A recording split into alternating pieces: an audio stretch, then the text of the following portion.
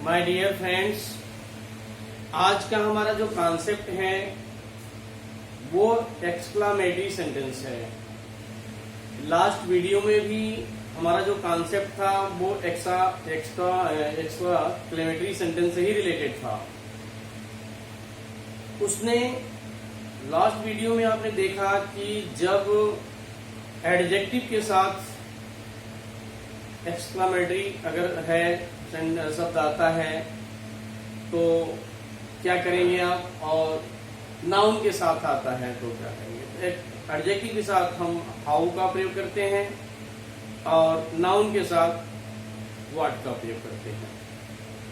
उसके बाद जो आज का हमारा कंसेप्ट है, वास्तव में एक्सक्लेमेटरी हम अपनी स्पीकिंग में जो हमारा स्पोकन है, व्यवहारिकता है, उसमें तो आवश्यकता बहुत ही पड़ती है। हर जगह हम इसकी यूज करते हैं, बोलते हैं, हम अपनी व्यवहारिकता में हम सभी यूज करते हैं। इसके अलावा आपके कॉम्पिटिटिव एग्जाम जितने हैं उसमें पूछा जाता है, जनरल एग्जाम्स में पूछे जाते हैं, तो इसको जानना हमारे लिए बड़ा ही आवश्यक है। तो आइए देखते हैं कि जब नाउन के साथ एडजेक्टिव होगा तो क्या स्ट्रक्चर होगा। एडजेक्टिव क्या होगा, व्हाट का प्रयोग करेंगे, ए लगाएंगे अथवा एन लगाएंगे अकॉर्डिंग टू नाउन, उसके अनुसार फिर नाउन फिर वर्ब।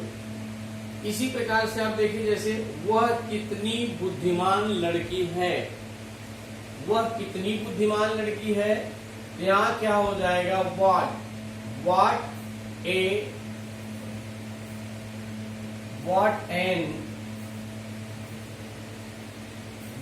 An intelligent. अब ये एडजेक्टिव है कि नहीं है, तो व्हाट का प्रयोग करेंगे, एन लगाएंगे, तो यहाँ इंटेलिजेंट वाली बुद्धिमान है तो हमने क्या लगाया, एन लगाया। उसके बाद ये तो एडजेक्टिव हो गया। एडजेक्टिव के बाद क्या होगा, नाउन होगा। तो नाउन क्या है, लड़की, गर्ल, और ये फिर क्या है, सब्जेक्ट। क्या है, सब्जेक्ट, सी इज। ठीक है। और इसके बाद एक्सक्लेमेशन मार्क। इसी प्रकार से वह कितना मूर्ख लड़का है, तो यहाँ क्या हो जाएगा, what a fool boy. Subject यहाँ हो जाएगा ना, व्हाट ए फूल बॉय ही, ये सब्जेक्ट है। यहाँ चाहे सब्जेक्ट रखिए अथवा नाउन रखिए, वही बात है। नाउन जो सब्जेक्ट होगा, नाउन तो सब्जेक्ट तो नाउन ही होगा, तो उसके साथ हम यहाँ क्या लगाएंगे, ही इज एक्सक्लेमेशन मार्क। अब यहाँ सब्जेक्ट तो यही है ना, वह लड़का किसके बदले में आया है, तो फूल बॉय। इसी प्रकार से यह कितनी अंधेरी रात है, यह कितनी अंधेरी, what a dark night. Noun हुआ, यह है, दिस इज, तो what a dark night this is. तो ये एक्सक्लेमेशन, इसमें हमने कल ही बताया था, लास्ट वीडियो में बताया गया था कि जब हृदय की तीव्र भावना व्यक्त हो, चाहे आश्चर्य हो, मैं लास्ट वीडियो में बताया था, आश्चर्य हो, दुख हो, सुख हो, प्रसन्नता हो, पश्चाताप हो, दुश्मनी हो, क्रोध हो, तो ये सब भावना जब जागृत होगी, बोध होगा, उसे हम एक्सक्लेमेटरी सेंटेंस कहते हैं या वर्ड कहते हैं, अगर वर्ड है तो इस प्रकार से यहाँ ये भाव। और दूसरा लक्षण हमने बताया है कि हिंदी के वाक्य में कितना, कितने, कितनी, ये सब शब्द आपको आएगा, जबकि इसका कोई भाव नहीं है, कोई ट्रांसलेशन नहीं किया जाएगा। तो ये ध्यान देना है। अगला अनुवाद देखिए, यह कितना घना जंगल है, यह कितना घना जंगल है। अब ये घना जंगल जो है आपका क्या है, एडजेक्टिव है। भाई आप ध्यान से सुनिए, एडजेक्टिव में तो मेरे ख्याल से कोई डाउट नहीं है। एडजेक्टिव वह शब्द है जो संज्ञा और सर्वनाम की विशेषता को बतलाता है। Adjective is a word who qualifies noun और प्रोनाउन। तो नाउन और प्रोनाउन की विशेषता बतलाता है। विशेषता गुण दोष आकार, चाहे जो अच्छा हो खराब हो, वह कैसा है, इसको पहचानने के लिए कैसा है, लंबा है, बड़ा है, मोटा है, पतला है, छोटा है, काला है, गोरा है, जो भी है, छोटा है, मोटा है, मतलब ये एडजेक्टिव है। एडवर्ब क्या है? जिस प्रकार से संज्ञा और सर्वनाम की विशेषता बतलाने वाले को हम एडजेक्टिव कहते हैं, उसी प्रकार से वर्ब की विशेषता बतलाने वाले को एडवर्ब कहेंगे। दौड़ता है बहुत फास्ट, बोलता है बहुत तेज, रोता है तेज, दौड़ता है, माने जो भी काम करता है, लिखता है बहुत साफ, बहुत गंदा, चाहे अच्छा हो चाहे खराब हो, क्वालिफाइड से मतलब है गुण दोष जैसा भी है वैसे शो कर देगा। तो एडवर्ब वर्ब के क्वालिफाइज करता है और एडजेक्टिव नाउन और प्रोनाउन को क्वालिफाइज करता है। आगे हम इसके लिए वीडियो देंगे डिटेल में, बट इतनी जानकारी आप रखिए। तो जंगल कैसा है? घना है। यही घना आपका क्या है? एडजेक्टिव है। तो यहाँ क्या हो जाएगा? व्हाट। ये व्हाट शब्द ही तो आपका एक्सक्लेमेशन वर्ड है, एक्सक्लेमेटिव वर्ड, तो ये वही वर्ड है। तो व्हाट शब्द से, अच्छा व्हाट ए डेंस, कितना घना जंगल, दिस इज ये है। यहाँ क्या आएगा? सबसे पहले व्हाट का यूज किया जाएगा, फिर ए या एन का यूज किया जाएगा। तो यहाँ जैसे आई से सेंटेंस शुरू हुआ था, जब हमने वॉवेल पढ़ाया था तो बताया था इस प्रकार से यहाँ पर आपको देखना ये है कि घना, डेंस माने घना, सघन, ये संज्ञा हो गया, इससे पहले ये एडजेक्टिव आया है। फिर आपको ये सब्जेक्ट लिख करके वर्ब लास्ट में लिखना है, वहां जैसा कि हमने दिया है, और exclamation mark. What dense forest, इसी प्रकार से रीता कितनी अजीब लड़की है।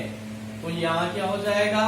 कितना कितनी से तो कोई मतलब होता नहीं है, मैंने ये तो हिंदी का शब्द पहचान है। तो यहाँ क्या करेंगे? What A peculiar, peculiar means अजीब, विचित्र, अजनबी। तो यहाँ what a peculiar girl Rita is, last में वर्ब आएगा, ध्यान रखिएगा, और एक्सक्लेमेशन मार्क। तो ये आप जब एडजेक्टिव होगा नाउन के साथ, तो आपको जिस स्ट्रक्चर के साथ काम करना पड़ेगा, अनुवाद करना पड़ेगा, ढेर सारे सेंटेंस आप तैयार करिए।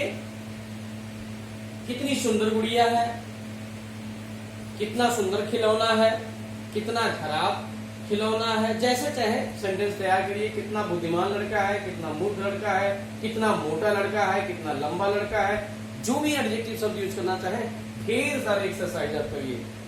और जितना ही एक्सरसाइज करेंगे उतना बढ़िया आपका कंफर्मेशन क्लियर होने, कंफर्म हो जाएंगे।